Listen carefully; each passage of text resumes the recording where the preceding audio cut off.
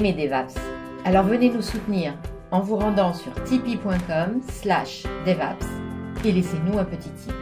Merci d'avance pour votre participation. tipeee.com/devaps.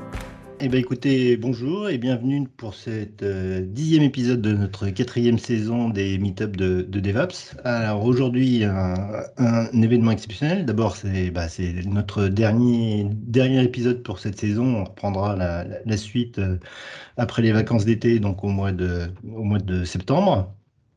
Donc, on va avoir deux parties. Une première partie avec Alexis Cogna qui va nous faire une présentation du développement d'applications pour Microsoft Teams, puisque Alexis est MVP Teams. Enfin, je ne sais pas si c'est MVP Teams exactement. Je ne sais pas quelle est la dénomination.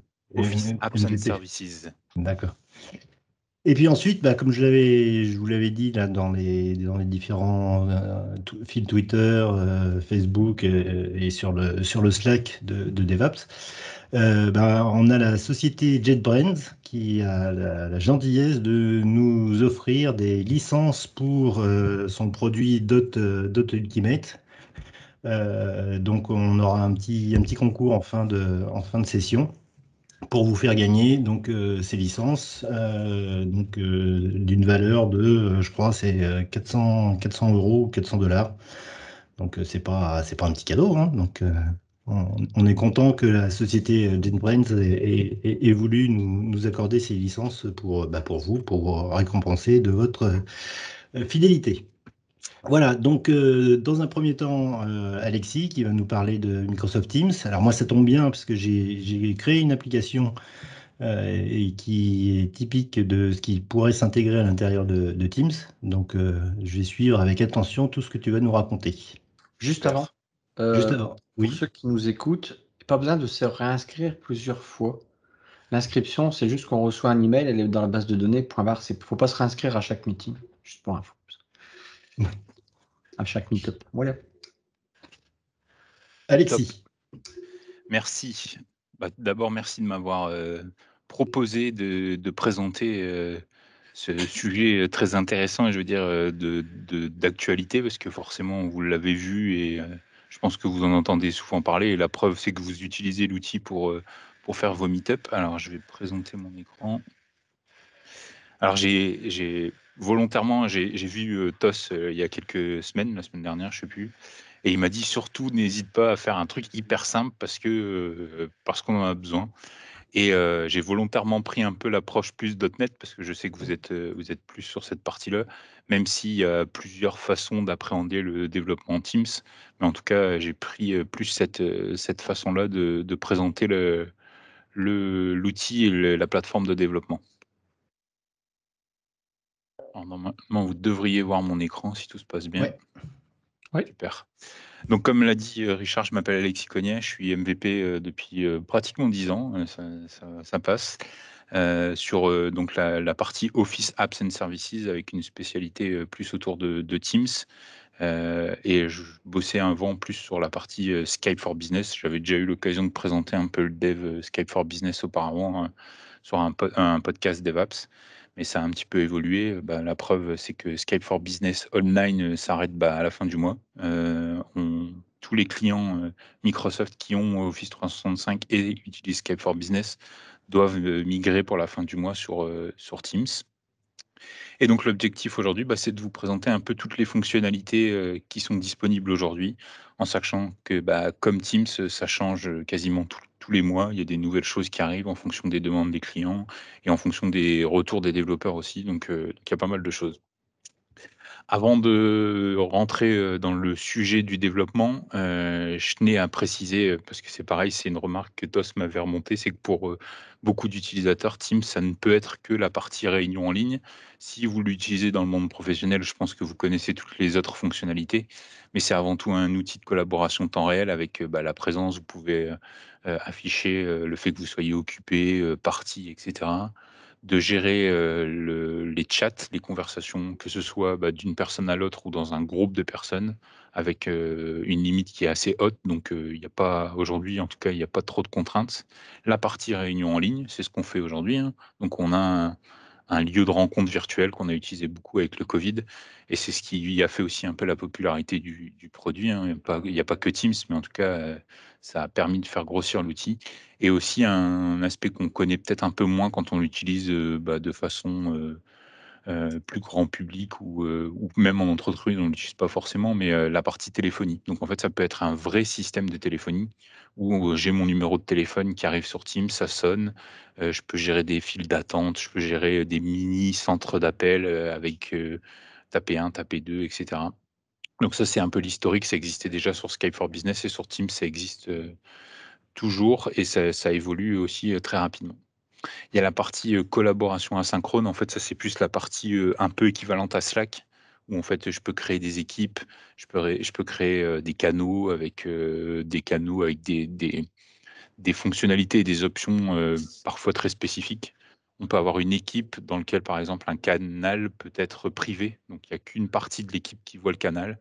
Et puis, tout ce qui est gestion de documents en ligne, pour, Office, Word, Excel, OneNote, PowerPoint et cetera. Bon, ça, on peut l'utiliser. Il n'y a pas que, hein, il y a d'autres outils, mais on peut, la collaboration, en tout cas, elle est plus fortement favorisée sur les outils Office. Pour Et c'est donner un aussi exemple, hein, je t'interromps pour donner un vas-y, exemple. vas-y. Au niveau de nous, de la société dans laquelle je travaille, chaque fois que maintenant on a besoin de travailler sur un projet ou un nouveau projet, on crée un canal Teams et on met tout dedans. C'est-à-dire, Mmh. on n'a plus de stockage de fichiers que sur des disques ou je sais quoi. Non, tout est là-bas. Ça évite de se Ouais, poser des questions et donc en collaborer, c'est la même chose, quoi. ouais, ouais et puis il y a une gestion de la alors il y a une vraie ça c'est un sujet encore à part. Il y a même des métiers qui se créent clairement, que pour ça. C'est sur la gouvernance et l'accompagnement de l'utilisation de Teams. Parce Ouais. que en fait, si on utilise ou si on laisse tout ouvert, ça devient honnêtement un vrai bazar parce que tout le monde peut créer des équipes, tout le monde peut créer des canaux, tout le monde peut ajouter des apps, ou tout le monde peut faire tout ce qu'il veut. Donc en fait, il y a une vraie gouvernance pour essayer de cadrer la chose et avoir un truc, à peu près propre et qui part pas dans tous les sens. Tu une Ouais. question, Jean-Philippe? Ouais, ça, j'avais, je sais pas si j'ai peut-être créé plusieurs comptes Teams parce que j'ai plusieurs comptes Microsoft et je voulais rentrer une demande de rentrer le numéro de téléphone et je sais pas comment le lui passer. Grand Bon, public, hein. ça, c'est plus un truc de vérification de compte, je pense, qui est lié à votre compte AD. Donc ça, je pense pas qu'on puisse le bypasser. Je pense que c'est nécessaire de valider dans un premier temps pour l'identité.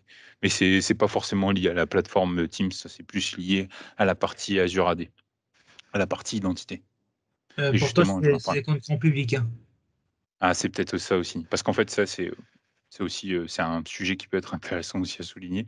Et vous en avez peut-être entendu parler avec l'arrivée enfin en tout cas l'annonce de Windows 11, c'est que Windows 11 va intégrer nativement Teams, qui est dans un premier temps plus la partie grand public. Parce qu'il existe une version de Teams, en fait c'est à peu près la même chose, hein, mais qu'on appelle personnel, et qui permet de gérer en fait des associations, des groupes de famille, etc. Et là on peut avoir accès à Teams avec un compte grand public.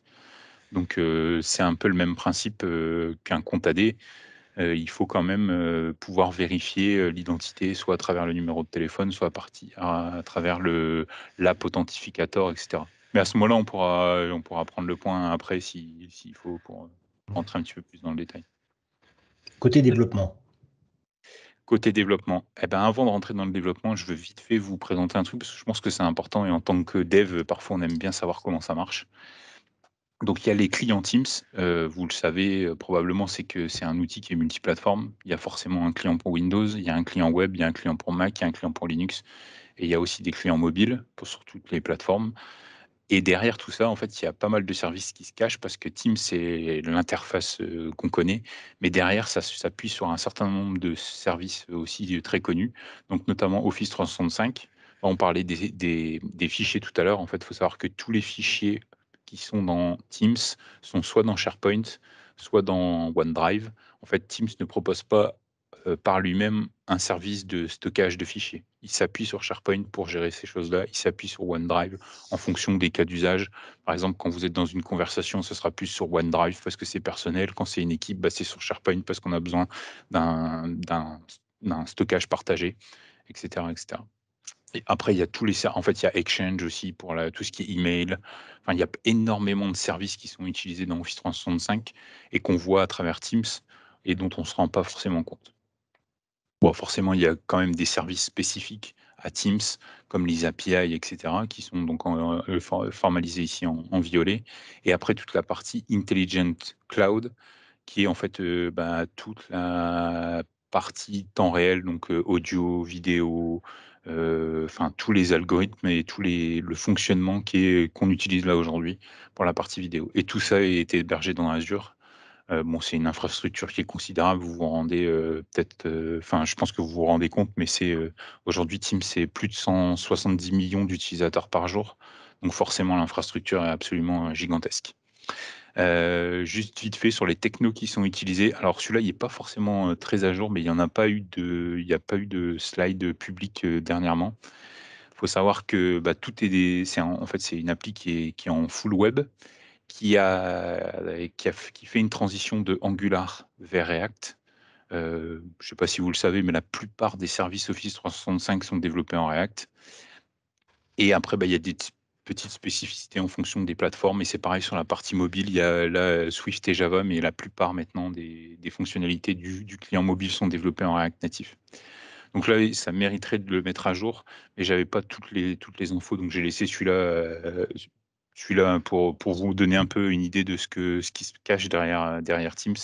Et juste pour préciser sur la partie open source, vous pouvez aller voir les mentions dans le client Teams et vous verrez qu'il y a un certain nombre de composants open source qui sont utilisés dans Teams qui sont assez impressionnants. Et juste là-dessus, je voulais préciser, ça c'est un truc pour vous qui peut être intéressant aussi. C'est donc Rich Tandon, c'est un des CVP, donc c'est un des grands patrons de l'engineering Teams, qui a annoncé suite à l'annonce de Windows 11 le changement par rapport à Teams, c'est que Teams n'utilisera plus Electron, mais utilisera WebView 2, qui s'appuie sur le nouveau moteur de Edge. Et il a annoncé aussi, vous le voyez à la fin, que en fait, quasiment tout le client maintenant est en React et il y a plus d'Angular. Il y a eu une grosse transition avec une coexistence entre les deux technos et maintenant tout est en React.js. Il y a Voilà. Michel qui voulait faire une connerie ou... Non, c'était une vraie question en plus. Dis-moi. Non, les conneries, je les mets dans le chat. Oui, ça utilise les composants de type Office 8 Fabric. Teams, Alors parce ça, que c'est tu vas en une parler bonne après question. peut-être. Ouais, j'en parle absolument après. Parce que c'est vraiment, enfin, c'est compliqué d'avoir une version qui soit assez complète de ces outils-là comparé à Material UI Ouais. en React, quoi. Ouais, et il y a en fait, en effet, je le précise après, mais ils utilisent Fluent UI et Fluent UI dispose des composants Teams pour pouvoir en fait les utiliser dans vos apps pour les intégrer dans Teams. Okay. Parce que la dernière fois que j'ai regardé, c'est pas complet. Il y avait une version à côté, je sais plus quel nom, où on retrouve les composants de chat qui sont pas dans Fluent UI. Enfin, c'est pas clair leur démarche de composants. Oui, il y a Normalement, tout a été réintégré. Voilà, Ouais, North Star. Ouais, Northstar, Ouais, c'est ça, ouais, Northstar. Maintenant, c'est réintégré? Normalement, oui. Oui, en effet. Au début, c'était en effet un composant qui était open source, qui était séparé, qui intégrait tous les composants Teams, et maintenant, normalement, tout est dans Fluent UI. Ok, je vais jeter un coup d'œil tout de suite alors. À la fin, je t'ai mis les liens, enfin, vous pourrez les récupérer. Ok, ça marche. Donc, pour rentrer un peu plus dans le détail sur la plateforme de développement Teams, on ne se rend pas forcément compte, mais il y a énormément de fonctionnalités qui sont disponibles. Ça a pas mal évolué, il n'y avait pas tout au début. Mais en fait, là, j'ai essayé de décrire. Donc, c'est un slide qui a été publié à Build il n'y a pas longtemps. Donc, il est assez à jour celui-là. Ce qui nous intéresse surtout, en fait, c'est les fonctionnalités qui sont autour du cercle. Donc, dans un premier temps, je vais prendre ce que vous connaissez peut-être le plus, c'est les bots. Donc, on peut en fait créer des bots qui sont intégrés dans Teams. Donc, en fait, on les retrouve dans les conversations, on les retrouve dans les équipes, et les bots ont des fonctionnalités et des API spécifiques pour connaître le contexte de Teams. Donc, par exemple, de savoir qu'il est exécuté dans un canal, que le canal correspond à telle conversation, et en fonction de ça, on va pouvoir faire un certain nombre d'algorithmes, mais aussi de pouvoir récupérer des infos sur le graphe. Et d'avoir une vraie fonctionnalité et parfois des échanges assez riches avec le bot. Je pourrais vous montrer une des apps qu'on est en train de développer chez nous là, et puis vous verrez à quoi ça ressemble. Alors les connecteurs, les webhooks, en fait, c'est plus c'est plus dans l'aspect sortant où on va pouvoir en fait envoyer un signal à Teams, entrant pardon, c'est plutôt entrant. On va pouvoir définir une adresse de webhook pour pouvoir envoyer du contenu dans Teams. Un exemple, c'est il existe des applications qui vont ajouter automatiquement des, des messages dans un channel basé sur un filtre Twitter. Par exemple, le hashtag, je sais pas, Microsoft Teams. Et à chaque fois qu'il va détecter ça, boum, il va utiliser le webhook pour ajouter un message dans Teams.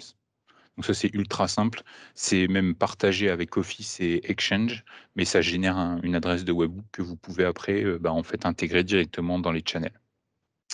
Les task modules, c'est un composant graphique un peu spécifique qui correspond grossièrement plus ou moins à une pop-up. Donc en fait, dans Teams, quand vous cliquez sur un bouton, vous avez possibilité d'ajouter des task modules qui sont en fait des pop-up modales qui vont s'afficher au-dessus du client pour que l'utilisateur fasse des actions spécifiques pour configurer, pour filtrer, etc., etc. La partie tab, c'est ce qui est aujourd'hui clairement le plus utilisé dans les apps Teams. Donc, c'est quand vous êtes dans une conversation, en haut, vous avez général, vous avez fichier, et vous avez un petit plus. Et quand vous cliquez sur le petit plus, vous allez voir une liste d'applications qui contiennent cette fonctionnalité-là. Et en gros, c'est un raccourci. C'est grossier ce que je dis, mais c'est un raccourci vers une page web qui va, elle, être capable de connaître le contexte Teams. Je vous montrerai, je vous ferai une démo après.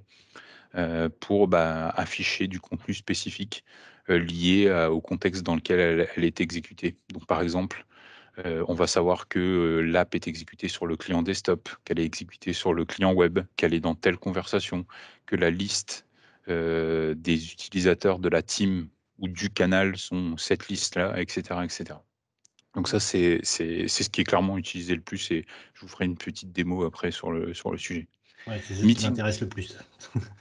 Ça m'étonne pas parce qu'après les autres, c'est des toutes choses qui sont utilisées, mais c'est ce qu'on voit le plus. La partie Meeting Extensions, c'est un truc assez récent qui est arrivé il y a quelques temps et en fait, ça reprend une partie des fonctionnalités, que ce soit les bots, que ce soit les tabs, mais dans le contexte d'un meeting. Donc par exemple ici, si je vais dans la liste dans mon alors je sais pas, là je suis pas mais ici, quand vous avez un meeting extension, vous avez la possibilité, vous le verrez peut-être, il y a add an app ou ajouter une application et vous pouvez en fait ajouter une application dans le contexte du meeting et elle va pouvoir interagir directement avec l'ensemble des utilisateurs. Un exemple qui est hyper, simple à tester, c'est l'application Forms de Microsoft. Vous créez un meeting et en fait, vous pouvez ajouter Forms dans le meeting et pré-renseigner un certain nombre de questions. Et lorsque vous lancez le meeting, en fait, vous pouvez publier les forms, les questions directement dans le meeting.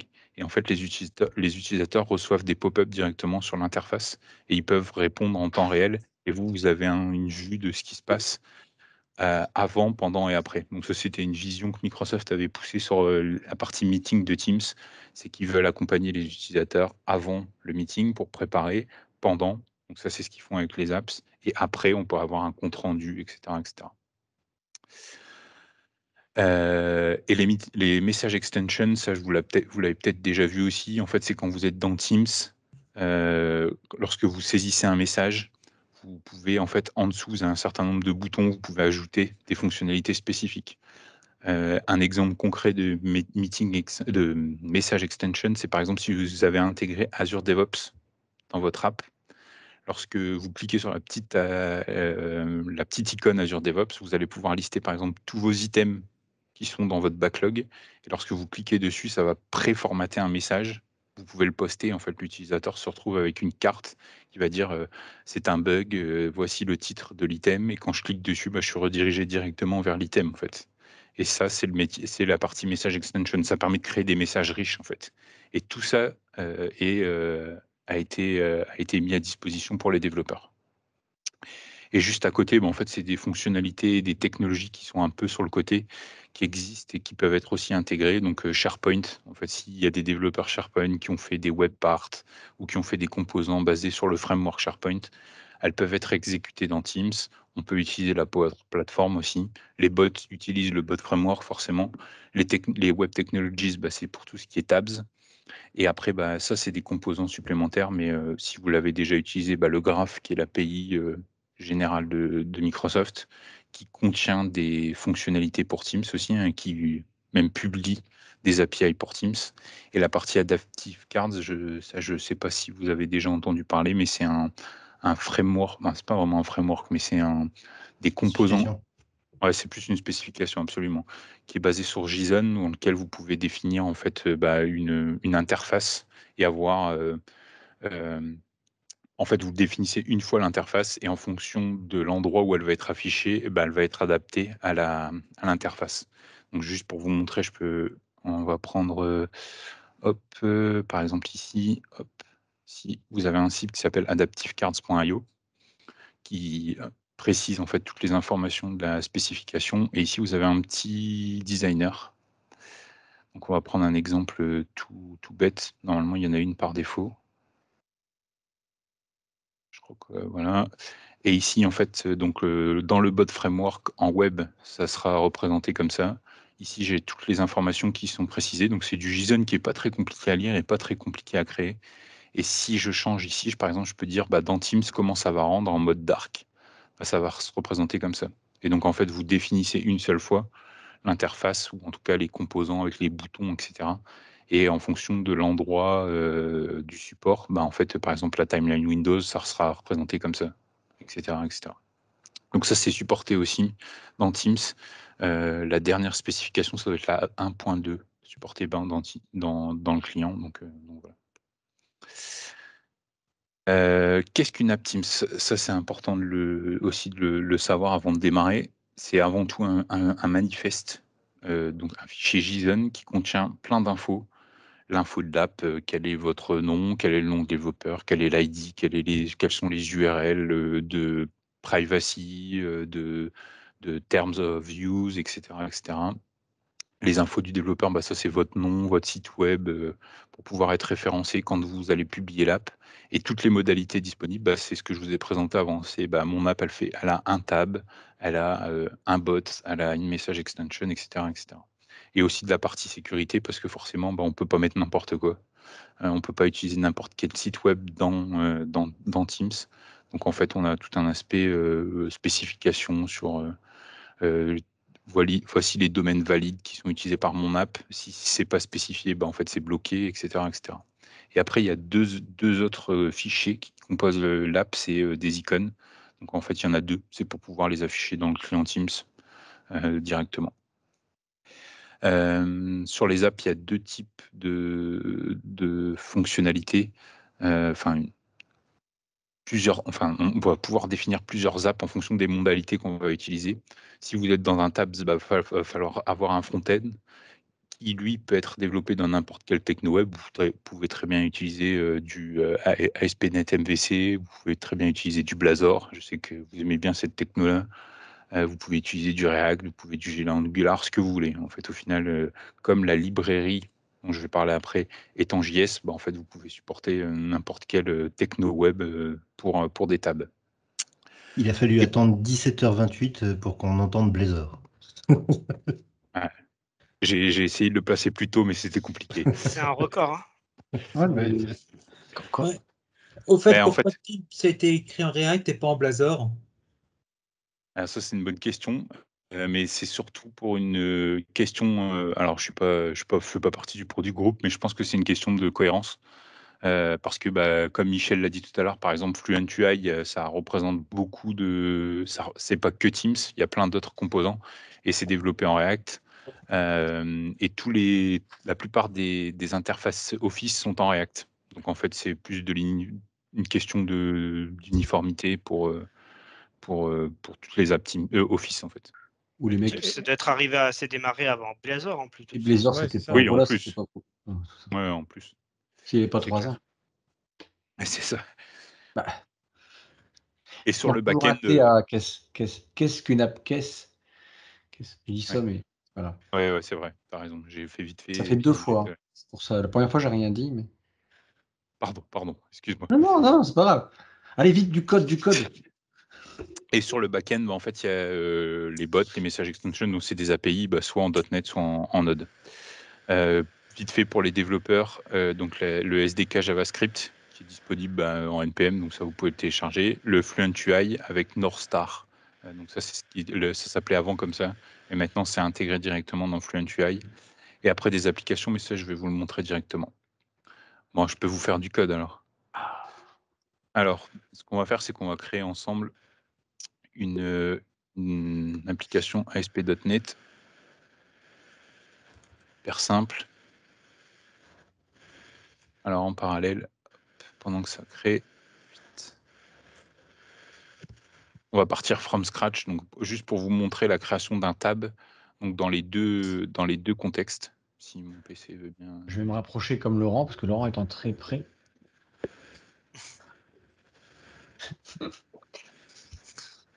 Laurent, il a découvert qu'il avait une caméra, je crois. Qu'est-ce que cette diablerie? C'est quoi ce petit truc là? Clignote. Alors, je vais prendre ça. Hop, on va faire Et un du truc coup, sur hyper Visual simple. Studio, il faut installer un plugin particulier. Alors, il existe en effet, c'est ce que j'avais précisé là, mais on peut installer un plugin particulier. Et je l'ai pas fait parce que honnêtement, quand on commence, c'est une usine à gaz parce qu'il y a plein de questions, on ne sait pas D'accord. exactement ce qu'on doit cocher, etc. Il y en a deux. Il y en a un pour Visual Studio qui est plus pour la partie .NET et un qui existe pour Visual Code aussi, qui est plus pour la partie Node. Mais en fait, ça permet de créer ce qu'on va faire là à la main, mais de créer l'app en mode packagé beaucoup plus. Mais je pense que honnêtement, pour quelqu'un qui démarre, ça me paraît quand même hyper compliqué. D'accord. Ouais, vaut mieux que moi. Mais ils ont fait une nouvelle version où tu démarres en 5 minutes. Et ton application, il te rajoute le certificat, qui est un truc assez compliqué à installer. Et ton application de démo, elle tourne en 5 minutes dans Teams. Donc ça, c'est pas mal. Mais c'est encore un peu le bazar à installer. Ah ouais, bah, après, moi, j'en ai testé tellement des versions de ce plugin qui marchaient pas que, pour être honnête, j'en ai démarré une ici et elle marche pas. Donc, c'est parfois un peu compliqué. Donc, je préfère démarrer from scratch.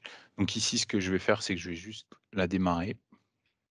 Alors, il y a une petite spécificité qu'il faut savoir pour Teams, c'est que forcément, comme l'outil est en ligne, il faut que votre app que vous voulez tester dans Teams, elle soit disponible en ligne. Donc, quand je l'utilise en localhost, j'ai beau. Alors, sur le web, ça peut. Mais il faut que ça soit de l'HTTPS. En effet, il faut un certificat, etc. etc. C'est compliqué. Donc, on utilise beaucoup quand on fait du dev team, c'est l'outil ngrok. Alors, je ne sais pas si vous connaissez, mais donc c'est un outil qui vous permet, qui est aussi open source, qui vous permet de publier votre PC sur Internet. Donc en fait, vous allez avoir une URL. Donc là, je l'ai démarré ici. Donc moi, j'ai un compte pro spécifique. Je vous expliquerai pourquoi après. Mais en gros, ça me permet notamment d'avoir des URL dédiées. Donc là, je l'ai créé.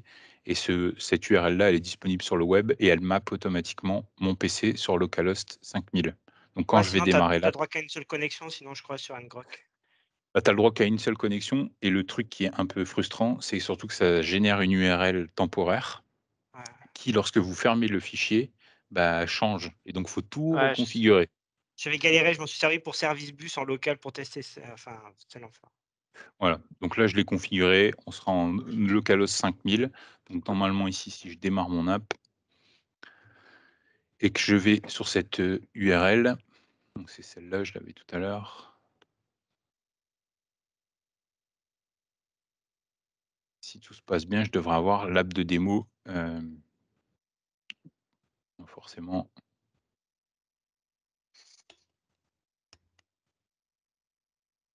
Pas encore démarré. Il y a un peu de retard à l'allumage. Mais alors, en parallèle, pendant que ça démarre, je vais vous montrer quelque chose dans Teams. Il y a un outil qui s'appelle App Studio, qui est en fait une application qui permet de créer des applications. Donc, le client Teams, vous le connaissez. En bas à gauche, vous avez les apps, qui est en fait le store Teams, où on va retrouver tous les apps qui sont publiés sur le store public. Donc, il y a le même principe que sur un mobile. En fait, on a un store avec un certain nombre d'apps. Il faut savoir que en fait, tout ce que vous retrouvez ici à gauche, Activity, Chat, Teams, sont des apps en fait. On ne pourrait pas croire comme ça, mais en fait, ce sont des apps qui sont activées dans l'outil.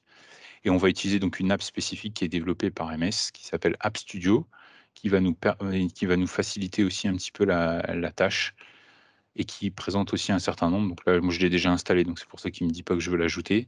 Et ça va me permettre notamment de créer mon manifeste. Alors normalement, j'en ai créé déjà un, Tu sais zoomer un petit peu. bien sûr.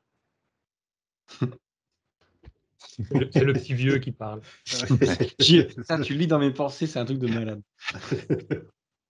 Donc en fait, cet outil-là, c'est une interface graphique avec un formulaire qui va nous générer notre manifeste, qui est en fait un JSON. On parlait tout à Excellent. l'heure. Donc je le retrouve ici, d'accord? Et petit à petit, en fait, il va me renseigner les bonnes infos et ça m'évite de. Alors, il faut savoir qu'au début, on était obligé de le faire à la main, donc il fallait savoir exactement en fonction du schéma qu'il fallait mettre telle valeur, et cetera, et cetera. Là, on est guidé et en fait, il y a une validation pour dire ça c'est pas bon, ça c'est OK, ça c'est pas OK, et cetera, et cetera. Ah, super. Donc je retrouve ici les infos, ça c'est ce dont je vous parlais tout à l'heure, c'est les infos un peu administratives dont j'ai besoin. Quand vous les publiez pour vous-même, c'est pas forcément une grande utilité, mais ça a surtout un intérêt quand vous allez le publier sur le store public, notamment les informations de partenaires. Donc ça c'est le NPM ID, c'est Microsoft Partner Network ID. Ça permet notamment à Microsoft de monitorer l'usage de votre app. Nous, on est dans un process de publication d'une app, là, par exemple. Donc, Microsoft sait que il y a autant d'utilisateurs qui utilisent l'app par jour, etc., etc. Et ça permet d'avoir un monitoring un petit peu plus précis. Bon, T'es après, il y a obligé? plein d'infos. Non, t'es pas obligé. Mais quand tu le publies, il te conseille vivement de le faire. Parce qu'il Ouais. faut pas. Enfin, en ce moment, c'est la grande mode et ils ont besoin de savoir comment c'est utilisé, etc. Sur la partie branding, donc ça c'est les 2 fichiers dont je vous parlais tout à l'heure qu'il faut ajouter. Donc la partie, en fait l'icône en couleur en 192 et la partie transparent. La partie transparent, en fait, c'est notamment ce qui est utilisé quand vous allez afficher l'app ici, parce que vous voyez, là j'ai le App Studio, j'ai une app qui fait afficher ici. Je pourrais très bien faire ça, clic droit, pin, et en fait je vais la retrouver ici, peu importe si je change d'app, elle restera toujours là. En fait, c'est comme un raccourci, comme une barre des tâches, en fait. C'est exactement la même chose. Je vais la retrouver ici. Je vais avoir toutes ces infos-là. Et là, je retrouve toutes les capacités dont je vous ai parlé tout à l'heure, les tables, les bots, les connecteurs, les extensions et des informations un petit peu plus précises. Ça, c'est ce dont je parlais sur la sécurité, les permissions, etc. Enfin, un certain nombre d'infos beaucoup plus techniques. Je ne vais pas rentrer dans ce détail-là. Mais voilà, c'est toute la partie sécurité, authentification, etc. Donc, si je pars sur le tab, je vais supprimer volontairement celle-là, je vous en reparlerai après. Mais Tu vas aborder la monétisation? Non, mais on pourra en reparler un Justement, petit peu plus tard. est-ce que ton app est filtrée comme avant quand on avait les stores, les Windows Store et compagnie? Est-ce que ton app doit être approuvée pour Oui. qu'elle respecte des. D'accord. Oui, Donc tu as un petit absolument. delta quand tu publies et tu as OK approuvé ou rejeté parce que ceci, parce que tu n'as pas Ouais, respecté. c'est ça. Il y a D'accord. des vrais tests qui sont faits. Tu dois fournir, alors je OK. peux parler de ça parce qu'on est actuellement dans ce Maintenant, process-là où ils Ouais. disent, voilà, ça c'est refusé parce qu'il n'y a pas ci, il n'y a pas ça, ça marche pas, ça, il faut que ça marche comme ça. Par exemple, quand tu cliques sur cancel, il faut absolument qu'il y ait un message qui dit, voulez-vous vraiment annuler? Oui, non, etc. D'accord. L'avantage, c'est qu'il y a une vraie validation et il s'assure que l'app est bien utilisée. D'accord. Sur les tabs, parce que c'est surtout ça qui est intéressant là dans un premier temps, c'est qu'il y a deux scopes, on va dire ça comme ça. Il y a la partie Team, c'est ce qui va être intégré quand vous allez cliquer ici dans Teams. Et la partie personnelle, en fait, c'est des apps que vous allez développer qui sont uniquement pour vous. Donc, il n'y a pas de configuration particulière. Donc, par exemple, ici, j'ai créé un tab qui est un tab de test. Je vais le refaire, ce sera plus simple. Sur lequel je vais dire, je veux Pour notre équipe, notre entreprise. pour toi utilisateur. Et pour Toi mon utilisateur. entreprise, pour mes C'est pareil. collaborateurs. Ouais, c'est pour tes collaborateurs en fait, D'accord.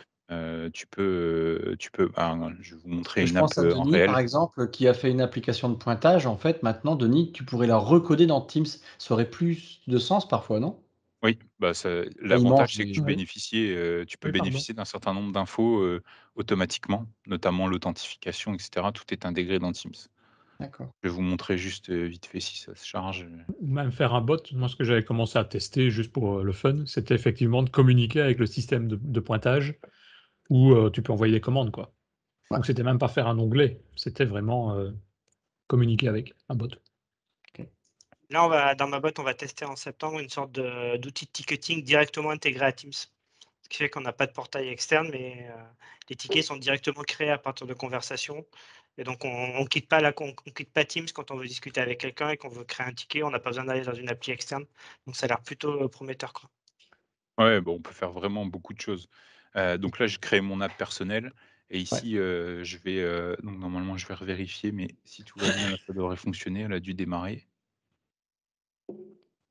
Au niveau du démarrage de l'application de Teams en lui-même, il existe Ouais. plusieurs modes si jamais on veut débugger ou avoir des infos en plus sur quand tu as des problèmes, des choses comme ça.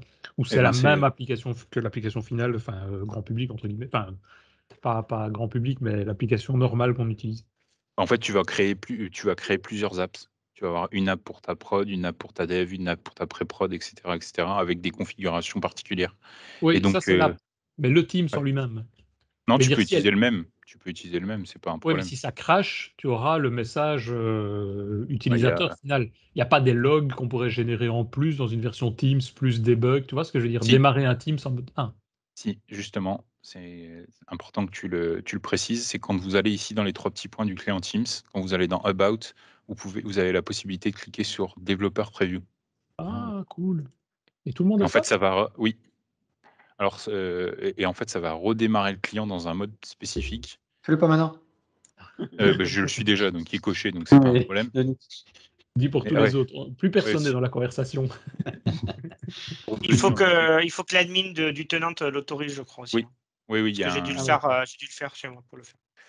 Et en fait, ce truc-là, il va vous permettre 2 choses. Il va vous permettre notamment d'avoir des fonctionnalités avancées, donc pour pouvoir pré-tester des fonctionnalités qui vont arriver. Alors, il n'y a pas toutes les nouvelles fonctionnalités, mais il y en a. C'est un peu le même principe que Public Preview. Et ça va vous permettre aussi, quand vous allez démarrer votre app, d'accéder aux DevTools de Chromium. En fait, quand vous allez Ah oui. arriver ici, alors je l'aurai peut-être pas là parce que si je l'ai là. Et en fait, j'ai Open DevTools. Et en fait, ça m'ouvre les DevTools de Chrome. Ah, c'est le ouais, Chromium. ouais. Voilà. Donc comme c'est de l'électron, en fait, je retrouve. Alors il y a forcément les logs sont peut-être un peu pollués parce qu'on récupère aussi ce Teams, mais vous pouvez avoir des infos sur votre app, etc. Ouais, c'est ça. Ok. Ouais, mais Pour moi le je l'ai dev, pas, donc il faut activer. pour le dev, tu conseilles un tenant à part C'est où il n'y mieux. a pas de, C'est mieux. pollution. Hein. Non, bah non, parce qu'après l'app peut être directement utilisée, mais c'est mieux. Ouais. C'est mieux Ça veut dire d'avoir. que tu payes des licences Teams pour un autre tenant. Non, parce qu'en fait, tu as le programme de développement Office 365 sur lequel vous pouvez avoir des tenants gratuits pendant 90 jours renouvelables. C'est-à-dire que MS va monitorer votre tenant et va vous dire il est utilisé, donc boum, je veux le renouveler. Et donc en fait, vous avez des licences. Je crois qu'il y a 25 licences E3 par tenant, ou c'est des E5 même maintenant, et c'est renouvelable. Donc c'est hyper utile. D'accord. Tu pourras mettre un lien dessus? Oui, bien sûr, pas de problème. Alors, je vais faire un truc, c'est que là, je crois que c'est la fin de journée et mon PC, il aime pas trop. Je vais prendre juste pour vous montrer du code, parce que sinon, ce serait pas marrant. Je vais démarrer l'app que j'avais utilisée tout à l'heure. Donc, en fait, j'ai intégré dans mon application ASP.NET le plugin, pas le plugin, le SDK JavaScript, qui va me permettre de connecter tout ce contexte Teams. Je vais vous montrer ça. Là, je l'ai ajouté dans le layout pour que toute l'app puisse l'utiliser.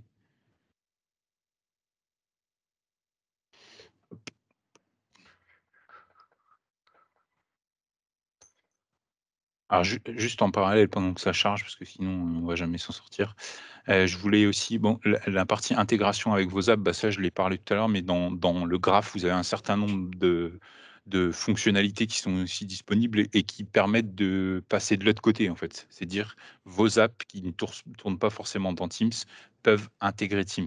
Et notamment, il existe des apps pour tout ce qui est migration. Il existe des apps qui prennent ce qui est dans Slack et qui vont prendre tous les messages de Slack et les afficher dans Teams pour faire de la migration. On va pouvoir automatiser, par exemple, des créations d'équipes en fonction de nouveaux projets. Je peux donner un exemple que j'ai connu des compagnies aériennes qui, pour chaque vol, vont créer une équipe, vont intégrer automatiquement les membres dedans, assigner des rôles, etc. Ça, on peut le faire via le graphe. Et maintenant, on peut même installer des apps. Donc ça peut être cool parce qu'on peut créer, par exemple, pour un projet particulier, une team avec les membres et ajouter l'app que vous avez créée directement pour des scénarios un peu particuliers. Et il y a un autre truc, et ça, franchement, en tant que développeur, c'est quand vous avez fait des apps desktop, c'est un cauchemar de gérer. Et quand vous avez l'habitude d'utiliser des stores, le store Teams, c'est quand même hyper bien fait. Et ça permet de déployer en quelques clics l'app à un grand nombre d'utilisateurs via le portail d'admin. Et ça, franchement, c'est quand même hyper intéressant. Et on Alors peut y là, ça- mettre des apps plus entreprises, pas plus Oui. grand public. Oui, bah, Ça serait via le Spam Store alors. ouais, parce que je vois l'heure qui tourne, donc je vais juste vous montrer un peu comment ça marche au niveau du code. Donc, ce qui se passe ici, c'est que j'ai mon layout. Bon, ça, vous connaissez la structure par défaut d'une application ASP.NET MVC. Tu peux zoomer. Ouais, j'y vais. Oui, papy, j'y vais. Merci, merci. Et on pourrait la faire en Blazor, hein, l'app, on est d'accord. Tu l'as dit. Tu peux faire. D'ailleurs, regarde, je vais même te montrer. Je te Non, mais il n'y a montrerai. pas de raison qu'on ne puisse pas, de toute façon, puisque. Je l'avais dit la semaine dernière, puisque je sais que tu aimes Blazor. Non, un peu. D'ailleurs, c'est vrai que Blazor 2022, il n'y a pas encore la date. Hein, pour les questions du public. Regarde, donc ça, c'est la documentation plateforme Teams. Et maintenant, quand tu as dans Get Started, tu as même le Blazor par défaut. Putain, tu peux zoomer? Ouais, regarde. J'ai du mal à. Je vois pas l'Angular. Il n'y a pas Angular, en effet. J'ai pas encore fait la doc, c'est pour ça. C'est quoi SFP? C'est des connecteurs? C'est le framework SharePoint, SFPX, SharePoint Framework. Ah, il y a SharePoint, il n'y a pas Angular, la claque. Bah, honnêtement, SharePoint, c'est plus de la rétrocompatibilité, en fait. C'est plus pour des utilisateurs qui ont développé des apps dans SharePoint, puissent les intégrer directement dans Teams, et ça tourne en fait comme une app dans Teams. Donc, ce que j'ai fait ici, c'est que j'ai ajouté mon app, mon SDK JavaScript, et quand je vais dans ma vue particulière, donc dans un premier temps ici, par exemple, je lui ai dit, est-ce que je suis bien dans Teams? J'initialise la fenêtre et j'ai un contexte. Et sur ce contexte-là, je vais par exemple pouvoir avoir l'UPN de l'utilisateur qui est connecté et savoir s'il tourne dans l'app cliente, dans l'app desktop, dans l'app web et sur le mobile, parce que ça supporte aussi le mobile. Et ça, c'est super intéressant. Il y a plein de scénarios où on va pouvoir utiliser le mobile. L'app se retrouve directement sur le client Teams mobile. Et c'est un seul déploiement, vous l'avez sur toutes les plateformes. Donc ça, on touche un certain nombre d'utilisateurs qui sont un grand nombre d'un seul coup sur toutes les plateformes sans savoir dire je dois le déployer sur mobile, etc. Je déploie une fois et ça touche tout le monde. J'ai une question sur l'identité de ce contexte-là. Dis-moi. On tourne dans l'identité de l'utilisateur qui fait dans lequel on va travailler. C'est-à-dire, est-ce qu'on est capable qu'est-ce qu'on peut taper dans le graphe de l'utilisateur pour ton application? Alors, c'est aussi une question qui est intéressante et qui doit être soulignée, c'est que l'UPN ici ne garantit pas que ça vaut pas une authentification. C'est que tu sais que c'est cet utilisateur qui est connecté, donc tu vas retrouver son UPN, mais en aucun cas tu vas pouvoir récupérer un token pour t'authentifier en tant que l'utilisateur sur d'autres sources comme le graphe. Et Teams supporte le SSO. Donc, en fait, tu vas pouvoir configurer ton app pour supporter le SSO. Donc, le SSO, ça veut dire Single Sign-On. Donc, en gros, je vais me connecter sur mon app à travers Teams et Teams va me donner l'authentification de l'utilisateur pour que je puisse interagir en son nom sur d'autres ressources. Okay. Donc, tu peux lui passer des scopes? Oui. Tu peux faire. Alors, ça, c'est le piège. Je sais pourquoi ça marche pas. Parce qu'en ASP.NET, par défaut, il redirige en HTTPS et il n'aime pas. Là, ça devrait fonctionner. Donc en fait, hop, si je retourne dans mon app de tout à l'heure, je vais reprendre ici, hop, j'ai bien configuré ma petite URL. Donc c'est devapsdemo.ngrok.io. Donc c'est un tab personnel. Et ici directement dans App Studio, donc je suis dans l'app qui crée je vais pouvoir tester mon app. Et je vais lui dire, installe-la moi. Hop. DevApps avec toutes les infos. Donc en fait, c'est toutes les infos qui viennent du manifeste ajoutées. Et normalement, si tout se passe bien, il devrait me l'ajouter sur le menu de gauche ici. Et hop, je vais retrouver mon app et il devrait me lancer l'application. Voilà. Et automatiquement, je retrouve mon UPN. Donc parce que je suis connecté en Alexis et je suis dans le client desktop. Tu dois avoir un truc de confidentialité où tu indiques les données que tu dois prendre et compagnie. Absolument, c'est dans le App Studio, c'est la partie Terms of Use et Privacy URL où tu vas dire mais tu as un truc par défaut. Ouais, tu peux générer des trucs, il existe des choses et ça, ils sont hyper vigilants là-dessus, comme pour tous les stores. Ouais. Non, mais ce que je veux dire, tu as quand même accès à tout quand tu fais ça. Enfin, tu peux avoir accès à plein de choses. Est-ce que l'utilisateur, il sait que, voilà, comme sur un téléphone, tiens, attention, je veux pas que tu aies accès à mon ceci ou à cela. Oui, tu vois ce que je veux dire? tu peux absolument.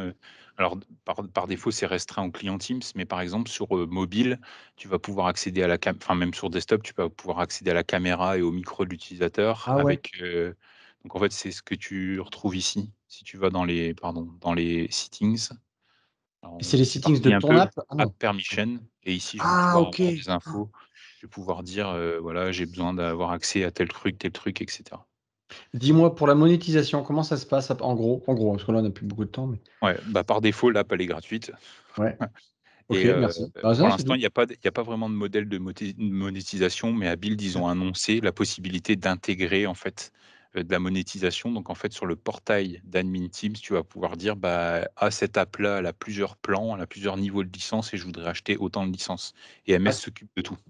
actuellement, les apps sont gratuites sur le Ouais, store? la plupart, oui. C'est même parfois un peu frustrant parce que toutes les apps sont gratuites, donc tu peux les installer, et ce que les développeurs et les ISV font, c'est que, bah, en fait, ils limitent les fonctionnalités en disant: «Bah, tant que vous n'avez pas la licence, bah, on ne vous permet pas d'utiliser toutes les Ça veut fonctionnalités». dire que moi, je pourrais faire un plugin à une de mes apps qui se connecte à une web API à moi, qui est différente de Teams, mais ça serait juste un petit plugin. En gros, Oui, coucou, je suis là, j'existe. En fait, ça serait un petit plus, quoi. c'est ça, absolument. Moi, Et moi, il y a un truc que je voudrais avoir une précision là dans ton app là, tu dis il y a l'UPN là. ouais, Euh, Moi, dans mon application, j'accède au calendrier de l'utilisateur. oui. Donc, est-ce que ça veut dire qu'il faut qu'il se réidentifie Non, pour... justement, Non. c'est la question de Michel, tout à l'heure. C'est le concept de SSO. Alors, juste, je vous montre un truc et puis je vous montre Ouais. ça après. En fait, juste la différence ici, je me retrouve dans la même, c'est le même client que tout à l'heure. Je suis connecté juste en mode web, et normalement ici, je devrais avoir mon app qui s'affiche.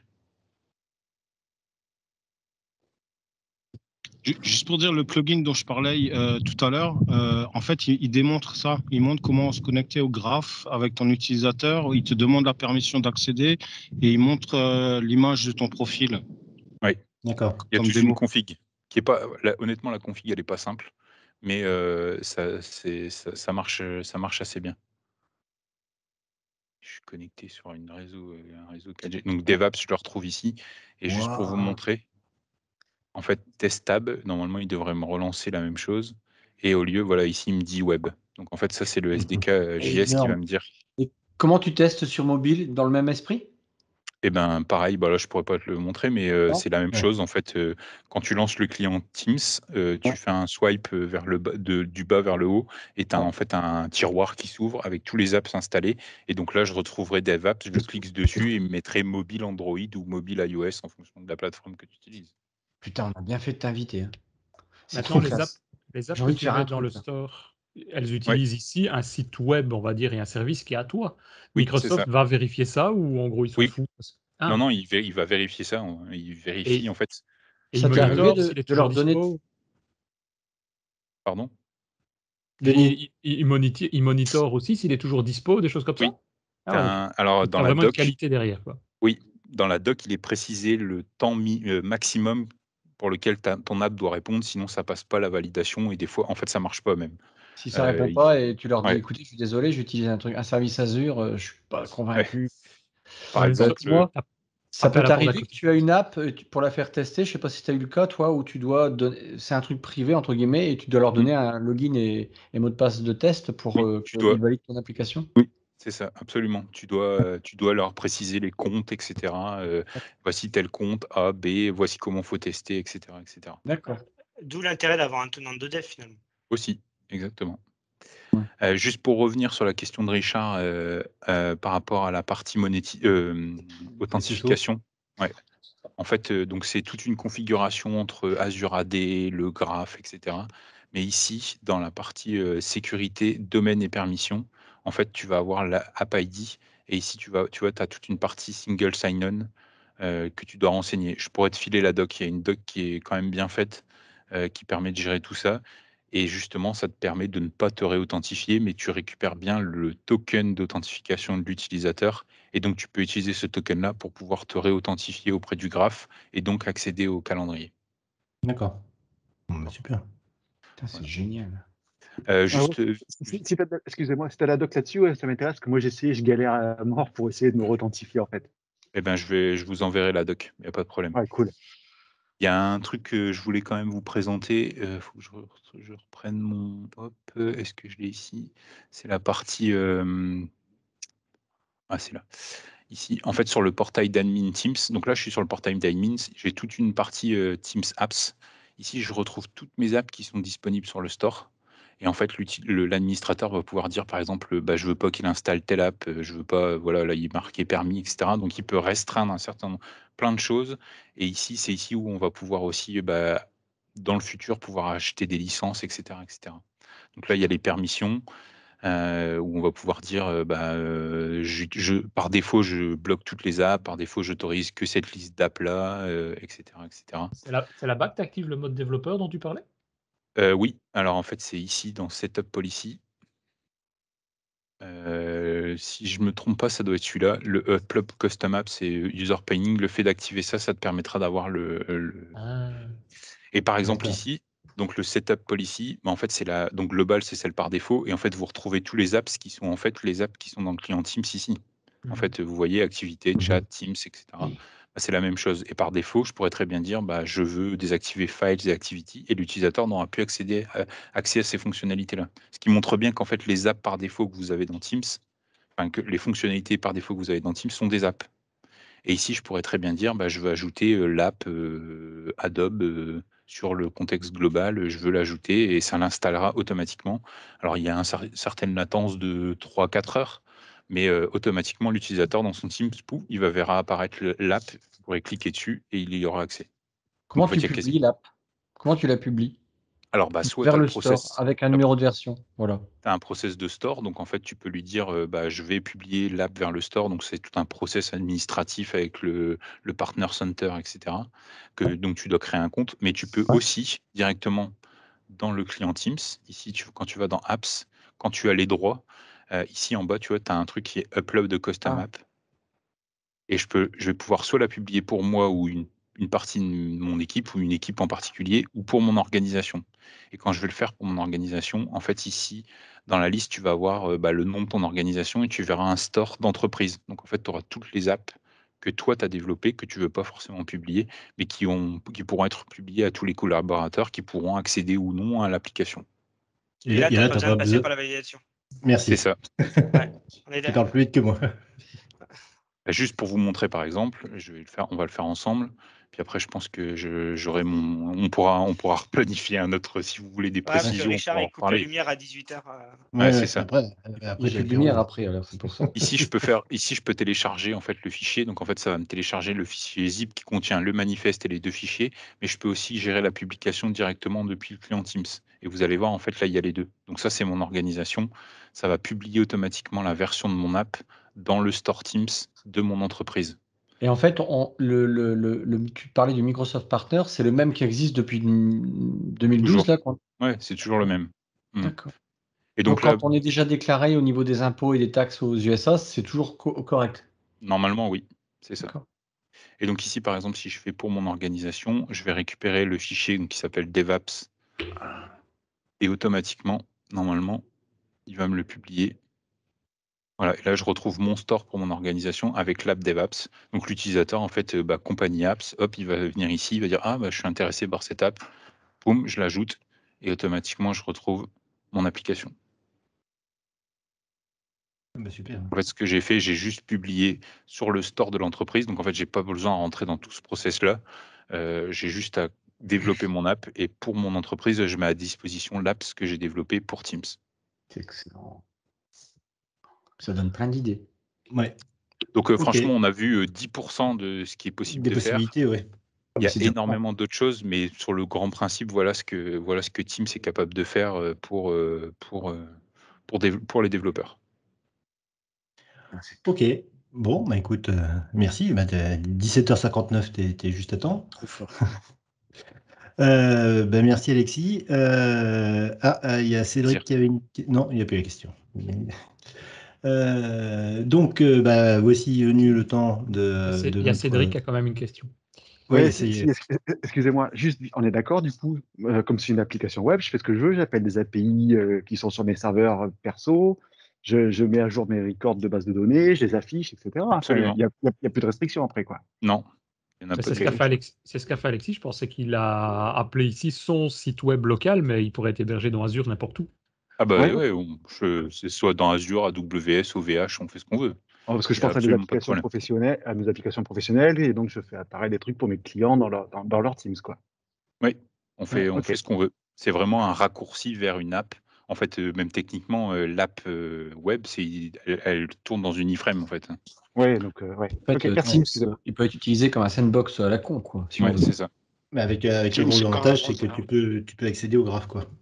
Et Ouais. donc, Et puis ouais. tu peux aussi accéder à Teams via le SDK qui te donne un certain nombre d'infos et qui te dit bah tu tournes dans tel contexte et donc tu peux adapter tes informations. Ouais. Et En c'est ce fait, qu'on Teams, disait avec. c'est un conteneur, quoi. C'est Ouais, ça, c'est mais ça. c'est ce qu'on disait, ça pourrait remplacer Windows Teams finalement. Exactement. Ça ressemble à Il y un a OS des gens de spécifique. Microsoft qui disent ça, hein. Oui. Ouais. C'est pas que des conneries. Si vous avez envie de discuter des technologies .NET avec nous, eh bien venez nous rejoindre sur notre Slack, devapspodcast.slack.com, en nous envoyant votre adresse email à slack@devaps.ms. À très vite sur Slack. Bon, bah écoutez, comme je vous disais au début de cet épisode, on a des licences pour .ultimate de nos amis de chez JetBrains. Donc pour rappel, .ultimate, donc c'est tous les outils que publie JetBrains qui sont dédiés à la plateforme .NET. Donc à l'intérieur, vous avez une licence pour ReSharper, qui est à mon avis une extension qui est indispensable pour Visual Studio, ou pour Rider. Donc Rider qui est l'outil de développement cross-platform favori de notre Laurent national. Ensuite, si vous faites du C++, il y a aussi du ReSharper pour C++, ça j'ai jamais testé. Puis .trace qui permet d'améliorer les performances avec un profiler de performance. .memory pour analyser les mémoires, donc qui viennent en plus de ce qui peut se faire avec Visual Studio. .cover pour les tests unitaires. Et .pic, donc un décompilateur qui permet de voir à partir d'une DLL ce qu'il y a à l'intérieur. Donc voilà un petit peu les licences qu'on va vous offrir. Alors pour ça, on va passer par un petit concours. Hop, où est-ce que ça y est, j'ai perdu où on était. On t'entendait Alors, pas, Richard, t'avais pas de micro depuis 5 minutes. On a vu ton image bouger, mais on n'a rien entendu. vous avez rien entendu. On n'a rien entendu, non. Bien, donc. Ne les écoute pas, Richard.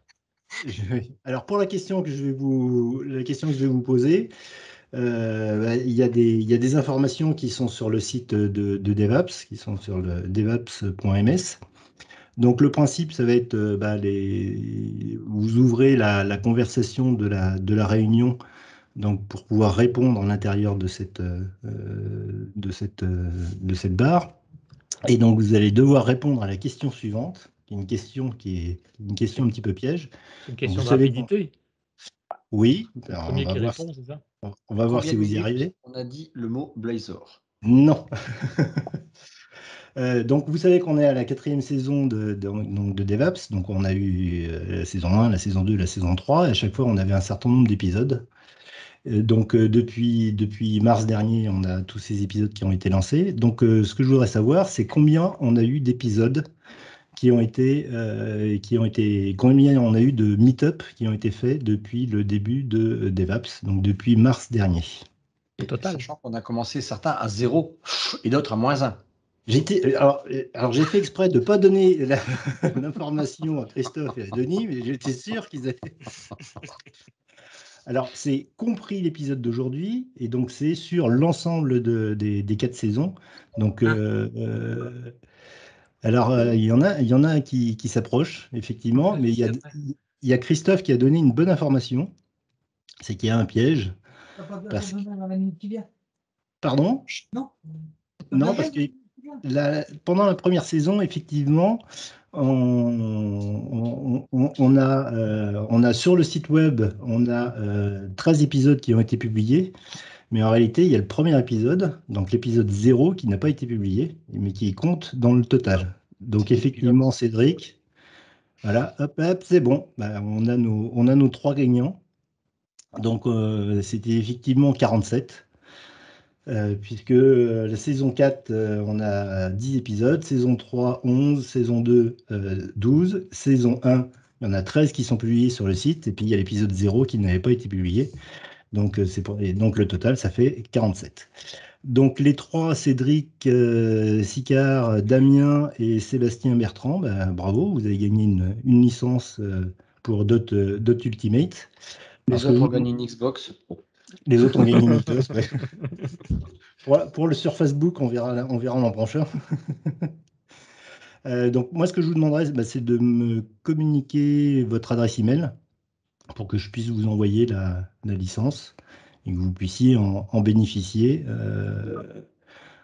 le plus rapidement possible, sachant qu'il faudra que vous inscriviez, donc il faut vous enregistrer auprès de JetBrains, et ce avant la mi-août. Donc vous avez un gros mois pour pouvoir vous inscrire. C'est une licence à l'année ou c'est une licence à vie? C'est une licence à l'année. À vie.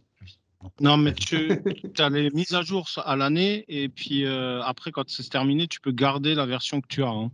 Ouais, et ouais. pour les autres, ils ont des offres pour les MVP, et puis si vous travaillez sur des projets open source, vous pouvez demander des licences aussi. Et après, on donnera votre numéro de téléphone à Laurent, il va vous appeler tous les jours pour vous poser des questions. Non, il y aura peut-être d'autres surprises au mois de septembre du même acabit, mais on verra ça. Donc voilà, bah écoutez, j'attends vos emails, hein, les 3 là, et puis écoutez, bonnes vacances. Je suis désolé, mon casque a coupé, je ne sais pas ce qu'il faut faire. Qui est-ce qui parlait là? C'est Cédric. Oui, il faut juste que tu me donnes ton adresse email. Ah d'accord, ok, je t'envoie ça. Ça marche, merci. Voilà. Bien, écoutez, donc bonnes vacances, profitez-en bien. Il y a Laurent, il est déjà en vacances, j'ai l'impression, au bord de la mer. Je suis sur la plage, là, en Corse. Voilà. Bon. Kick-le de la réunion tout de suite. Ouais, je vais le muter. Ouais, mais il fait pas beau. C'est pas le seul, hein. Il n'a pas l'air de faire beau. Il a un super background, en fait. Ouais. Qui bouge. Putain, lui, ses vacances, c'était le parasol, le sandwich et la bière. Et il est tout seul sur la plage. C'est vraiment tout seul, en fait. Ouais, lui, quand c'est comme ça, il réserve tout. Bon allez, écoutez, bonnes vacances et rendez-vous en septembre. Ciao tout le monde. En septembre. Ciao. Ciao. Merci. Salut à tout le monde. Bonnes vacances. Bonnes vacances. Toum, toum, toum. Ça, c'est le générique de fin, c'est ça?